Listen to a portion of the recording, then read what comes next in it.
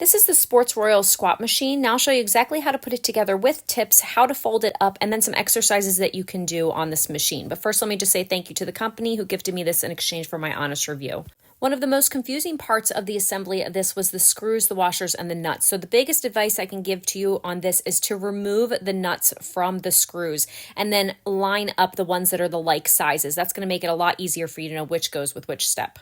Once you have all your pieces laid out, you're going to use the base support tubes here, and you're going to use the screws, the nuts, and the washers for this, and you're going to tighten it with the wrench once you have it on the correct spots. I found that actually putting the screws in first and then fitting it into the holes that are already pre-drilled, that makes it a lot easier. Then you go ahead and add the washers and then just go ahead and tighten it. You'll do this to the other side as well. This is essentially going to be the base of the machine that's going to go on the ground. The assembly instructions that are included with this machine, I will say, is very similar to almost like Lego instructions. So you're going to see the parts that you need, and then you're going to take those parts and just make it look like the picture. So just make sure that you have your machine looking like the picture that is in your assembly instructions.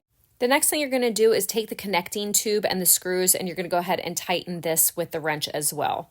The other end of this connecting tube is going to attach to this arm that you need to move to get it into position. Then once you do, you'll go ahead and put the screws in. You'll tighten those as well.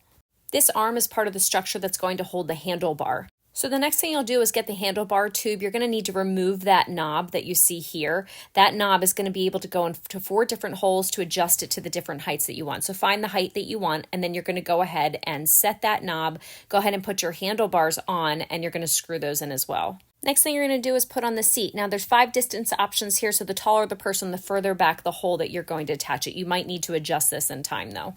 Then you'll take the monitor and you're going to attach this to the handlebars once you've put the battery in, and then this is going to give you the option to look at the time, the count that you do, as well as the calories.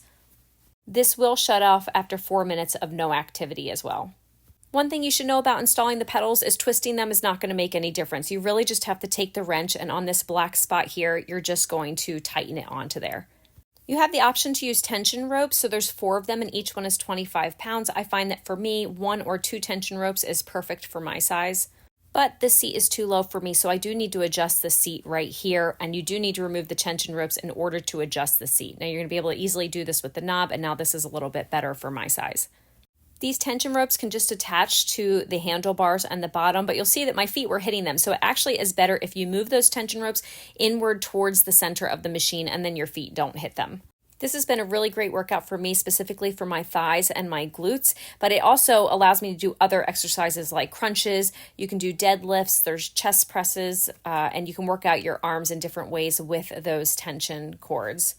You will need to make sure that when you're using the tension cords that your foot is on the machine to hold it in place so it doesn't move, but I do find that it is a very good workout. Before you fold up, make sure you do remove the tension cords and the ropes. Then you're going to put the handlebars and the seat together, kind of pick it up a little bit, kick that bottom piece closed, and then go ahead and close it up. If you have your seat at the lowest point when doing this, it will take up the least amount of room, which is about 11 inches. But overall, I've been really happy with this machine.